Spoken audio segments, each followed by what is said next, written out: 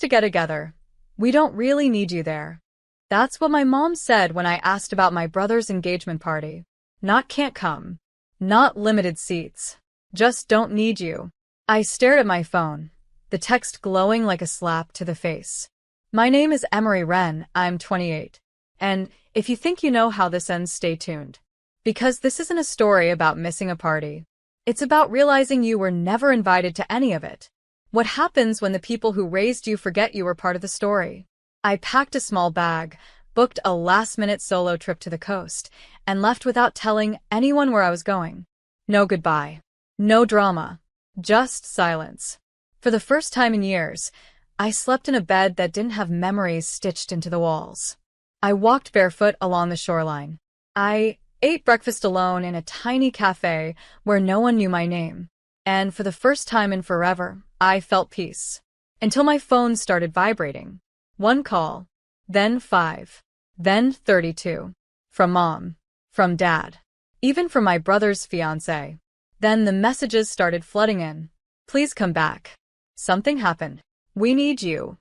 Emery, please pick up. I stared at the screen, heart pounding, unsure whether to be afraid or vindicated. And then one final message came in, this time from my cousin. They should have never treated you like that. Now they're begging you to come home. You need to see this. That's when I knew something went very wrong at the party I wasn't needed at. And whatever it was, it had just made me the most important person in the entire family. You said. I didn't respond right away. Instead, I stared out at the water, silver tides curling beneath a lavender sky, wondering how fast love turns into leverage. By noon, I had 26 missed calls. By 3 p.m., it was 57. And then a video came through. No caption. Just 12 seconds. In it, my mom was screaming. Not yelling, screaming. The phone was shaky, chaotic. Behind her, flames licked the sky. Guests were crying. My brother, Caleb, was bent over in a tux, throwing up beside a burning archway. My thumb hovered over the replay button. I knew that garden. It was the family estate, the one my parents kept saying they couldn't afford to maintain, right before they told me they were helping Caleb buy his second home. So the engagement party had been there. Big, lavish, full of sparkle. And it had gone up in flames. Literally. Still no explanation. Then came a voice memo from Dad, his voice rough like he'd aged 20 years in 10 hours. Please. Just call me. We're all at the hospital. It's about your brother. And the police, they're asking for you. Police? What could I possibly have to do with this? Unless, my jaw tightened. I remembered what I'd done 2 weeks ago. A signature. A form. A quiet legal document I'd submitted online in the middle of the night. They didn't know. No one did, not yet. And if I was right, then something they relied on, something huge, wasn't in their name anymore. It was in mine. Suddenly, my quiet solo trip didn't feel like an escape. It felt like a countdown. And they weren't calling me back for comfort. They were calling because they just realized I was holding the fuse. You said. By the time I pulled into the hospital parking lot, the sun had dipped beneath a haze of gray clouds. Inside, the waiting room looked like a funeral in slow motion. My mother, the woman who once told me I was too emotional for real family events, ran toward me like I was oxygen. Oh, thank God, she sobbed. Emery, we didn't know. We didn't know it was your name on the venue contract. There it was. The slip. The thing they were trying to avoid saying. I blinked at her, deadpan. You mean the contract I paid for? She faltered. Her lips trembled. I thought you were just helping with the paperwork. Because help is all I'm good for, right? Behind us, a nurse called out for a Dr. Feynman. Voices echoed. Machines beeped. But I stayed locked on my mother's face. The panic, the calculation. It wasn't guilt. It was fear. Because the truth was this. The venue they used for the engagement party? It was mine. I bought it 6 months ago under an LLC. Quietly. Legally. They thought I was playing entrepreneur. But while they planned sparkle-drenched parties, I'd been signing ownership papers with lawyers they didn't even know I hired. which meant the fire that broke out during Caleb's party, the liability was mine to report. And the insurance? Mine to claim. And any legal investigation? Also mine to answer for. Is Caleb okay? I finally asked. Mom nodded. Smoke inhalation. But there's talk of lawsuits. Guests are threatening to sue. We just need you to say you loaned the space. Stop. I pulled out a folder. Inside, proof of ownership, permits, fire inspection dates. This isn't a loan, I said. This is a reckoning. And that's when I saw it. Dad, standing behind her, pale as paper, because he knew exactly what was in that folder and what was coming next. My father didn't say a word, just stared at the folder in my hands like it held a detonator. It did. I sat down across from him, flipping the pages with deliberate silence. This, I said, tapping the permit copy, proves the venue is under my ownership as of 6 months ago. And this, I slid another paper across the table, is the invoice I sent your assistant 2 weeks before the party. Unpaid. He flinched. I thought we agreed you'd help cover. No. I cut in. You assumed I'd donate. Like always. Just like when you used my savings to float Caleb's first apartment. Or when Mom told the lawyer to remove my name from Grandma's estate. Or when Ezra borrowed my car and crashed it into a pole. I leaned forward. You've all mistaken my silence for generosity. Dad's hands curled. This isn't the time, Emery. Wrong, I said. It's exactly the time. From my bag, I pulled the final envelope, sealed and stamped. Inside, a legal cease and desist notice. You will not use my property for any future events. You will not reference me, my business, or my name in relation to the incident. And if I hear that you've spun this to shift blame, I looked him in the eye. I will sue for defamation. And I will win. His jaw locked. A red flush crept up his neck. But Caleb is your brother. He nearly died. You're punishing all of us. I stood. No. You punished yourselves. I just stopped playing along. And as I walked away, past the yard doors and into the late afternoon haze, I didn't look back. But I knew something had just shifted. The good daughter was gone.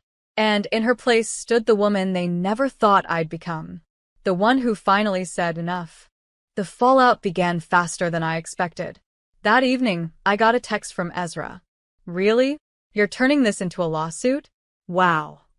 No hello. No how are you. Just entitlement in full bloom. I didn't reply. Because while they scrambled to play damage control, I had quietly hired a PR firm. Not to make a statement, but to prevent one. The venue's reputation needed shielding. My name needed a firewall. And most importantly, their narrative needed silencing. By the next morning, I received an email. Hi, Emery.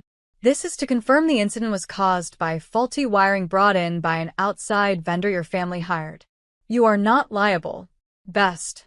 Venue insurance rep. My lungs released a breath I hadn't realized I was holding. That fire? That disaster? It was on them. Fully. And the cherry on top? The vendor they used had been referred by Caleb's fiancée, the same one who called me a bitter career woman last Christmas. Now they were scrambling to cover their legal costs, medical expenses, and PR crisis, all while discovering they were not covered under my insurance policy. Because they weren't listed. Because they didn't ask. Because they assumed. Again. 2 days later, my father showed up at the cafe I sometimes worked from. He didn't order anything. Didn't sit. Just stood across from my table and said quietly, We're not bad people, Emery. We were just celebrating Caleb. We didn't mean to hurt you. I looked up from my laptop. You didn't mean to hurt me, Dad. You just didn't care if you did. He didn't respond. And this time I didn't give him space to. Because there's a difference between burning bridges and building a fire to keep yourself warm. By Friday, I'd done something I never imagined. I reopened the restaurant. Not for business. Not for guests. But for me. I lit a single candle in the center of Table 7, the table I'd reserved for my family during the grand opening. The same one that stayed empty. I sat down with a plate of lemon pasta, a glass of wine, and silence that tasted like healing. The door stayed locked. The music was soft jazz, the air was warm, and every flicker of the candle reminded me. They missed this. Not me. They chose to prioritize Ezra's job title over my live stream. And now? Ezra was trending on local news, not for a promotion, but for possible negligence. Turns out, one of the guests he invited to the engagement party had posted an Instagram story mid-fire, tagging the vendor, joking about skipping permits. The video went viral. My lawyer said I could have taken advantage of it, flipped the narrative entirely. But I didn't. I didn't need revenge. I needed space. That weekend, I posted a quiet update on my business page. To everyone who's ever been overlooked, unseen, or erased, this place is for you. We're reopening next Friday. Soft music. Real food. No fake smiles. Come as you are. Emery. The post exploded. Comments. Shares. Emails. People telling me how they'd been the black sheep, the forgotten sibling, the backup friend. People telling me they'd be there. And for the first time in years, I felt it. Not hope. Not pride. But wholeness. Because sometimes the family you build from ashes is far more sacred than the one that tossed the match. And mine was just beginning to arrive. The line wrapped around the block. People, strangers, old classmates, single moms with toddlers, gray-haired couples holding hands, all waiting for a table at my place. A soft glow poured from the windows. Inside, the air smelled of rosemary, lemon, and warm bread. No velvet ropes. No reservations. Just heart. And somewhere between Table 2's shared laughter and Table 9's quiet tears over creme brulee, I realized I'd done it. Not the restaurant. Not the full tables or 5-star reviews. But this, creating a place where forgotten people felt seen. Mid-shift, my phone buzzed. A photo from my cousin. My parents' house. Ezra standing at the porch. Caleb in the background, pacing. Mom sitting on the steps, head in hands. Below it, they're fighting again. Mom keeps saying you should have invited them tonight. I stared at the image. The people who couldn't be bothered to show up for my dream, now aching to be part of its light. But they were no longer the fire I danced around. I didn't reply. I didn't need to. That night, as I locked the restaurant and stepped into the soft hum of city silence, I passed a woman waiting by the gate.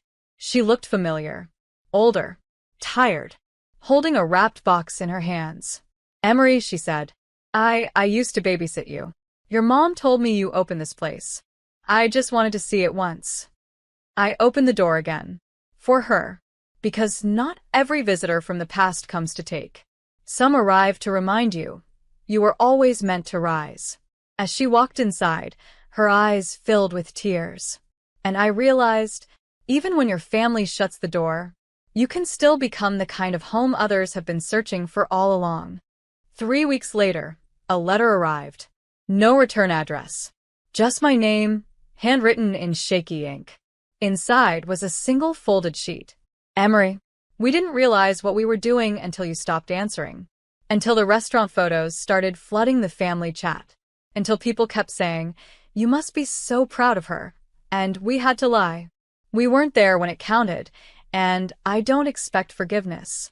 But if you ever decide to let us sit at your table again, we'll come early, we'll stay late, and we'll bring our own chairs. Dad. I read it once. Then again. Then I folded it neatly and placed it in the bottom drawer of my office, under receipts, old menus, and a paper flower a customer's child had once handed me. I didn't respond. I didn't need to. Because closure doesn't always come with a confrontation.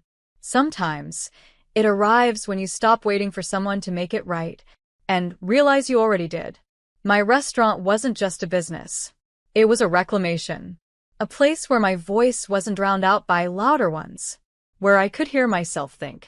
Where strangers became family, not by blood, but by choice. That Friday, a woman proposed to her girlfriend at table 5. At table 3, a man reunited with a daughter he hadn't seen in 12 years. Laughter spilled through the windows like music. And I stood at the back, apron dusted with flour, tears in my eyes, Not from sadness, but from stillness. Because healing doesn't scream. It whispers. It waits. And one day, you look around and realize you built a life so warm, so full, so true. You no longer have room for the ones who left you out in the cold.